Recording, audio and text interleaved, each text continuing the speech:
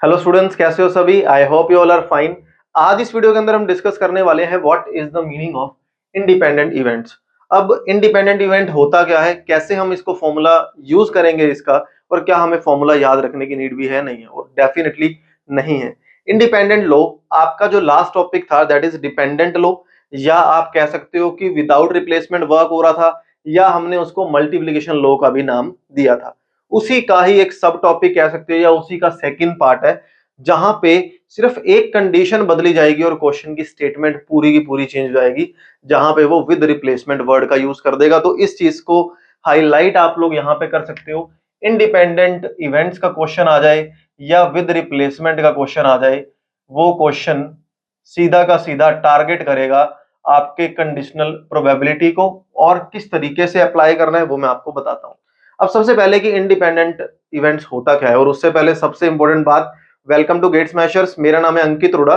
सबसे पहला टॉपिक जो इवेंट खुद इंडिपेंडेंट इवेंट्स ही है, होता क्या है पहले इसको समझते हैं। देखो, दो या दो से ज्यादा आपके इवेंट्स हो रहे हैं with the same random experiment. मान लो कोई एक एक्सपेरिमेंट किया गया और उससे जुड़े हुए दो या उससे ज्यादा इवेंट्स किए जा रहे हैं जो आपस में एक दूसरे से डिपेंडेंट नहीं है, यानी कि दूसरे को पहले से फर्क नहीं पड़ता, तीसरे को पहले दूसरे से फर्क नहीं पड़ता, एंड कॉन्टिन्यूसली सो ऑन। अगर इस तरीके से है, दैट मीन्स आपके पास यहाँ पे क्या अप्लाई हो रहा है, इंडिपेंडेंट इवेंट्स की बात हो रही है। अब जैसे इसको सिंपल लैंग्वेज में हम लोग क्या बोल सकते हैं, events which are connected with the, या events of the random experiment, जहां पे अकरेंस ऑफ फर्स्ट इवेंट जो ए है उसको सेकेंड इवेंट से कोई फर्क नहीं पड़ रहा, या सेकेंड को फर्स्ट से फर्क नहीं पड़ रहा। तो इंडिपेंडेंट इवेंट्स का मतलब अब ये हो गया। अब यहाँ पे इंडिपेंडेंट इवेंट्स को अगर मैं प्रैक्टिकली समझूं, अब इसको प्रैक्टिकली हम क्या बोल सकते हैं।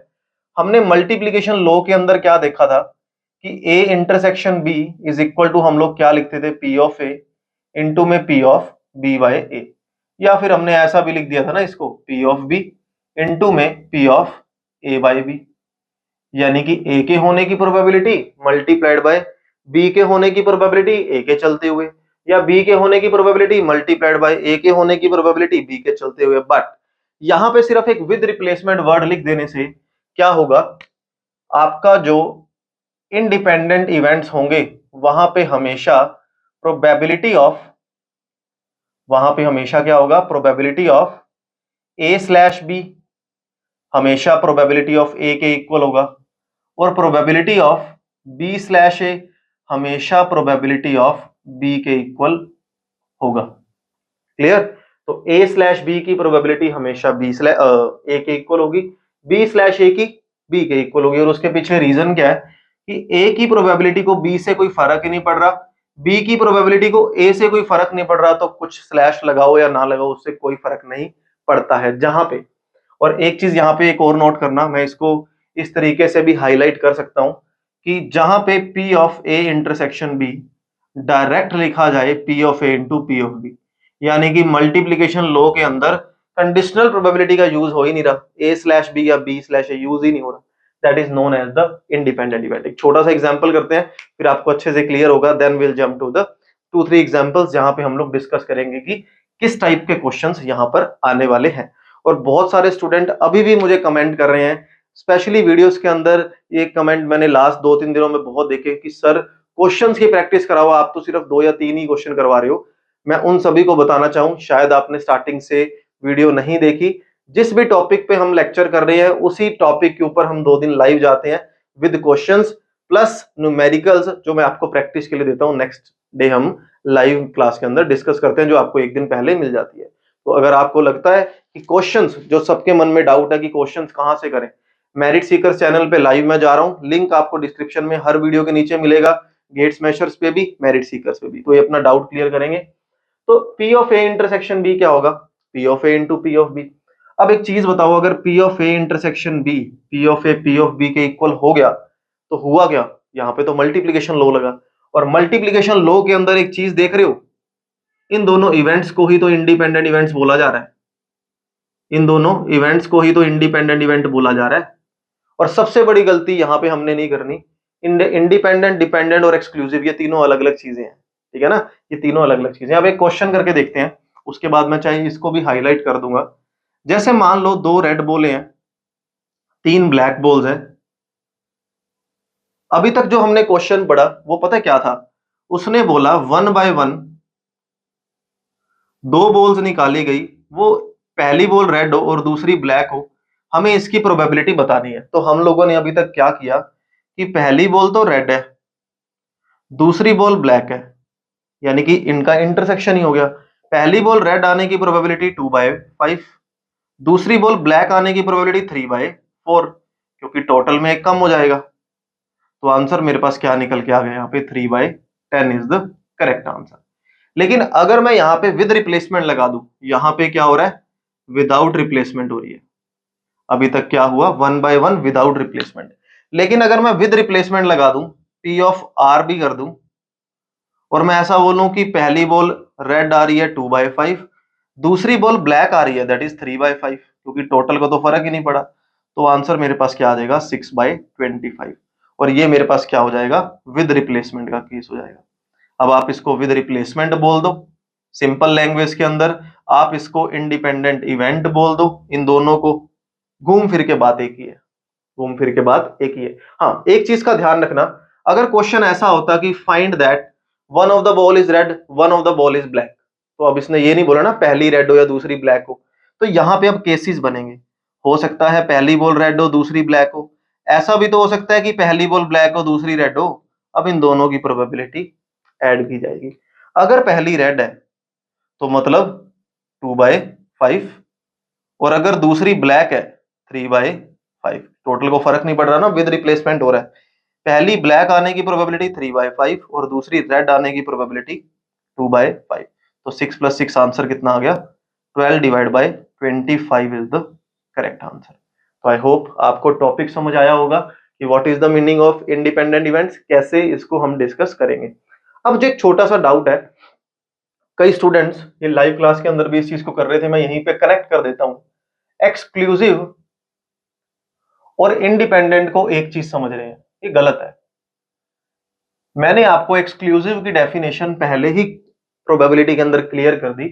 Exclusive events are events which can not occur together, जो एक साथ नहीं हो सकते। इंडिपेंडेंट इवेंट अलग है। इंडिपेंडेंट इवेंट आप ये कह सकते हो ये एक एक्सपेरिमेंट से जुड़े हुए हैं, वो अलग अलग भी हो सकते हैं। जैसे कि मैं आपको ऐसा बोलूं, एक्सक्लूसिव के अंदर एक डाई थ्रो किया गया 1 2 3 4 5 6, मैंने आपको बोला probability of getting an odd number, probability of getting an even number, they both are exclusive event ना। कभी इन दोनों की आउटकम मैच ही नहीं करेगी, ये तो एक्सक्लूसिव है। बट इंडिपेंडेंट के केस में अलग अलग एक्सपेरिमेंट भी तो हो सकता है। अगर मैं आपको ऐसा बोलूं, एक कॉइन थ्रो किया गया, अब हमें प्रोबेबिलिटी निकालनी है कि पहला नंबर तो 6 का मल्टीपल हो और कॉइन में से हेड आ जाए। तो दोनों अलग अलग एक्सपेरिमेंट है और दोनों इवेंट भी आपस में इंडिपेंडेंट है, ये भी हो सकता है। अगर मैं 6 कह रहा हूं तो 6 आने की प्रोबेबिलिटी 1/6, और साथ ही साथ बोल रहा है जो दूसरा कॉइन थ्रो किया गया वहां पे हेड आ जाए 1/2। मैं सिर्फ ये डिफरेंस समझाने की कोशिश कर रहा हूं, आपको न्यूमेरिकल्स नहीं बता रहा। आप कहोगे यहाँ मल्टीप्लाई का क्यों यूज हुआ, प्लस कर नहीं। मैं सिर्फ आपको ये बता रहा हूँ कि इन दोनों में डिफरेंस क्या है, ठीक है ना। तो ये डाउट आया था लाइव क्लास के अंदर, मैंने कहा इसको छेड़ते हैं यहाँ पे। अब हमने पढ़ा इंडिपेंडेंट इवेंट्स क्या होता है।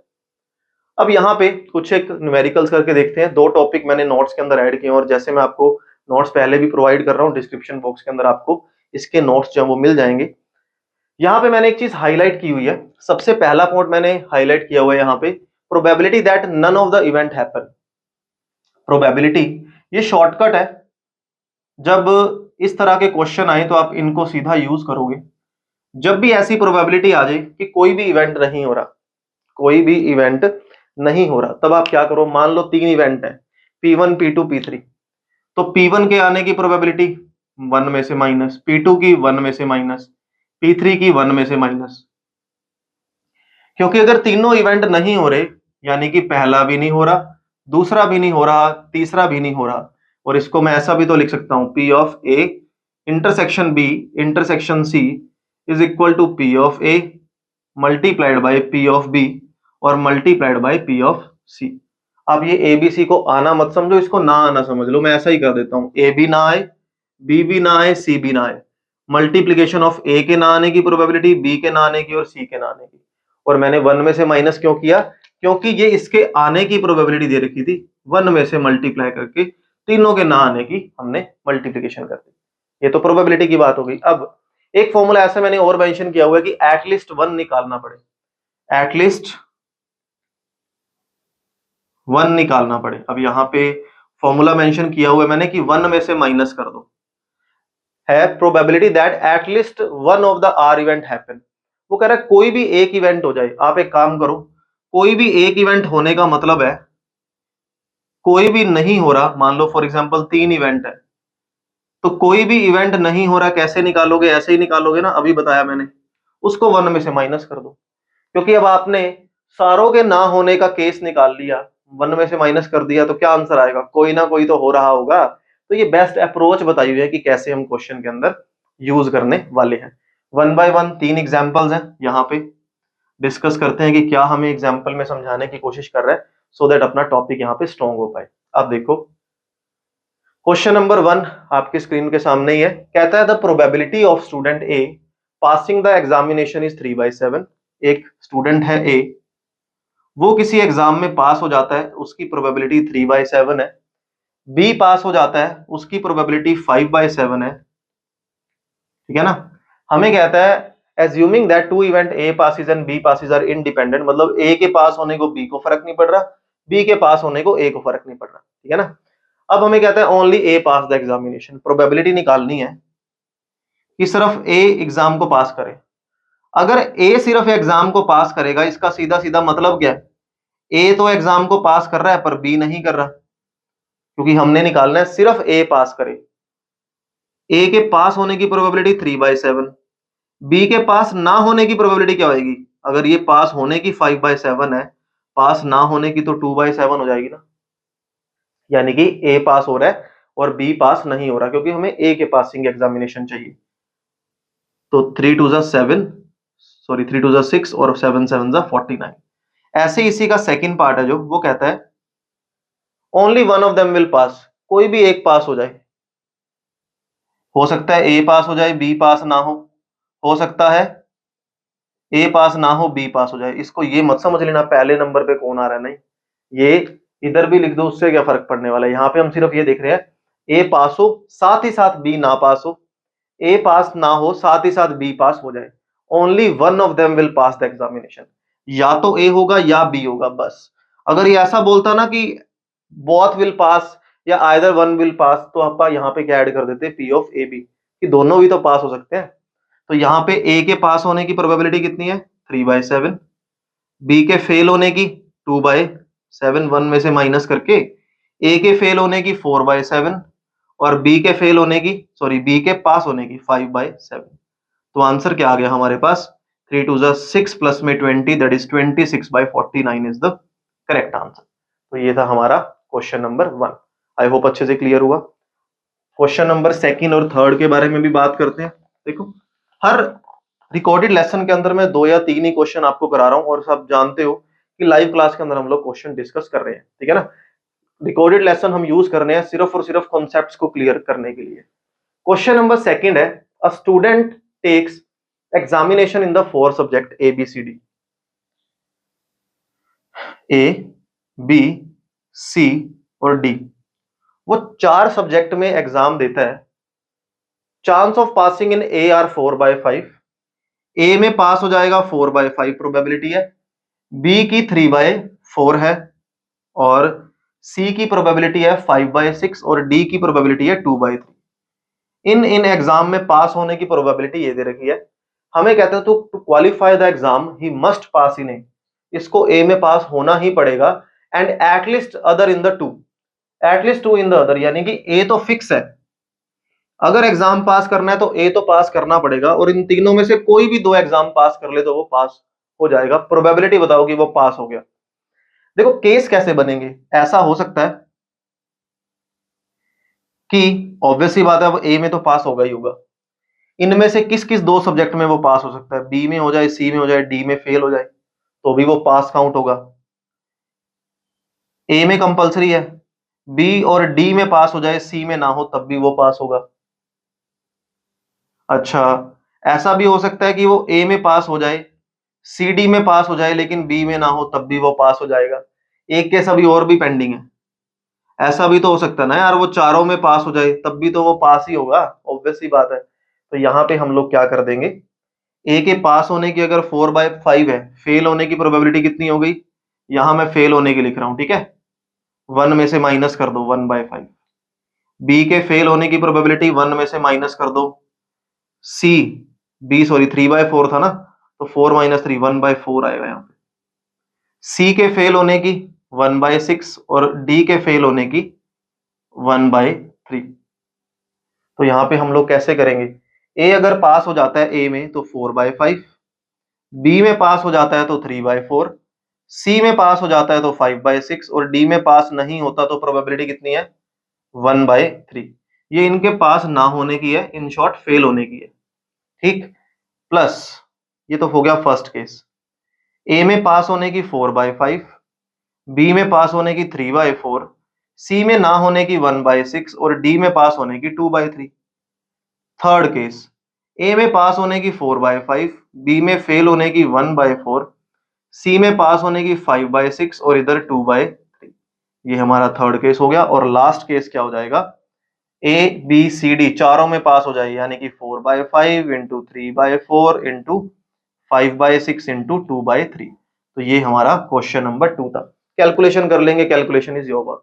समझ आया। तो यानी कि केसेस भी बन सकते हैं। और हो क्या रहा है, यहाँ पे मल्टीप्लीकेशन लॉ का यूज हो रहा है, बट एक को दूसरे से फर्क नहीं पड़ रहा, तीसरे को बाकी दोनों से नहीं पड़ रहा, चौथे को बाकी तीनों से नहीं पड़ रहा। तो यहाँ इंडिपेंडेंट इवेंट्स टॉपिक का यूज किया जा रहा है, विद रिप्लेसमेंट का एक तरह से यूज किया जा रहा है। हाँ, अगर यहाँ पे विद रिप्लेसमेंट वाला काम तो है ही नहीं, है ना। अगर ये केस बॉल वाले आ जाते, रेड बॉल ब्लू बॉल, तो उसमें विद रिप्लेसमेंट है, तब भी तो इवेंट इंडिपेंडेंट ही होंगे। ठीक है, एक लास्ट क्वेश्चन और डिस्कस करते हैं। देखो, बहुत ही यूनिक क्वेश्चन है, क्वेश्चन नंबर 3। इस फाइल के अंदर मैंने 4 क्वेश्चन ऐड किए हैं, है ना। तो एक क्वेश्चन आप खुद से सोल्व करोगे और कमेंट सेक्शन के अंदर मुझे आंसर दोगे। तो ABC in the order toss a coin. ABC 3 person है, वो कॉइन टॉस कर रहे हैं order wise in the sense कि पहले ए कॉइन टॉस कर रहा है, फिर बी, फिर सी। हमें कहता है the first one to throw a head coin, sorry the first one to, ठीक है, what are their respective chances of the winning assuming the game continuously independent. देखो, आपको क्वेश्चन क्या दे रखा है, क्वेश्चन कहता है एबीसी 1/1 कॉइन थ्रो करेंगे, जिसके पास हेड आ जाएगा वो जीत जाएगा। जैसे ही हेड आ गया, मान लो ए के पास हेड आ गया, वो विनर है, बी के पास आ गया तो विनर है, सी के पास आ गया तो विनर है। कॉन्टिन्यूसली कॉइन चलता रहेगा। मान लो तीनों हार गए, फॉर एग्जाम्पल ए को हमने जिताना है, तीनों के पास हेड नहीं आया, दोबारा ए कॉइन थ्रो करेगा, जब तक हेड नहीं आ जाता इनफाइनाइट चलती रहेगी। तो हमें प्रोबेबिलिटी बतानी है ए कब जीतेगा, ए के जीतने की प्रोबेबिलिटी। देखो, ए के जीतने की प्रोबेबिलिटी है क्या, अगर हेड आ रहा है तो उसकी प्रोबेबिलिटी 1/2, टेल आने की प्रोबेबिलिटी 1/2। तो मैं मेरे इवेंट आने की प्रोबेबिलिटी पी ऑफ ई से दिखा रहा हूं, मेरे टेल आने की प्रोबेबिलिटी मैं ई ऑफ बार से दिखा रहा हूं, मतलब फेलिंग केस जो है। ए कैसे जीतेगा, ए जीतेगा कैसे, ए ने डाई थ्रो किया और उसके पास हेड आ गया, इसका मतलब पहली बार में उसको सक्सेस मिल गई। ऐसा भी तो हो सकता है पहली बार में उसको सक्सेस ना मिले। अब डाई किसके, सॉरी कॉइन किसके पास गया, बी के पास, बी भी हार गया, सी भी हार गया, क्योंकि हम ए को जिताने की कर रहे हैं। ऐसा भी हो सकता है ए दूसरी बार जीत जाए, मतलब दूसरी बार कॉइन आ रहा है फिर जीत जाए। ऐसा भी तो हो सकता है ना, ई बार ई बार ई बार, फिर ए हार गया, फिर बी हार गया, फिर सी हार गया, फिर ए हार गया, और ऐसा अप टू कॉन्टिन्यूसली इनफाइनाइट चलता रहेगा। ए हो सकता है पहली बार कॉइन आने पे जीते, हो सकता है दूसरी बार, हो सकता है तीसरी बार। तो ये तो मल्टीप्लीकेशन लो हो गया ना, जीतने की प्रोबेबिलिटी 1/2, हारने की 1/2, 1/2, 1/2, जीतने की भी 1/2, तो 1/2 रेज टू पावर 4। यहाँ पे 1 2 3 4 5 6 7, 1/2 रेज टू पावर 7। अब आप कहोगे सर प्रोबेबिलिटी निकाल रहे थे, ये क्या बन गया। तो ये तो जीपी सीरीज बन रही है, और जीपी सीरीज में एस इन्फिनिटी का फॉर्मूला क्या होता है, a/1 - r, और यहाँ पे कंडीशन होती है कि r is always 1 less than 1, जो कि हो रहा है। तो सम निकालना है probability of A divide by 1 minus R, R कितना है, second term divide by first term, 1/2 है, तो आंसर बना 1/2 whole divide by 1 minus 1/8, that is equal to 1/2 whole divide by 8 minus 1 7/8, तो ये आंसर आ गया 1/2 इंटू में 8/7 विच इज इक्वल टू 4/7 आ गई ए के जीतने की प्रोबेबिलिटी। तो ये था इंडिपेंडेंट इवेंट्स। इंडिपेंडेंट इवेंट्स क्या होते हैं, किस तरीके से हम फॉर्मूला अप्लाई करते हैं, और क्या फॉर्मूला को याद रखने की नीड भी है नहीं है, क्योंकि सिर्फ और सिर्फ कॉन्सेप्ट्स का यूज हो रहा है। तो आई होप आपको टॉपिक बहुत अच्छे से क्लियर हुआ होगा। नोट्स आपको डिस्क्रिप्शन बॉक्स के अंदर मिल जाएंगे। हर वीडियो की लाइव सेशन हम वीडियो के नेक्स्ट डे ही करते हैं और उसके बाद उसके प्रैक्टिस क्वेश्चन। तो मिलते हैं अगली वीडियो के अंदर। Have a good day to all of you, bye bye. I hope आपको सारे क्वेश्चन सब टॉपिक बहुत प्यार से क्लियर हुए होंगे।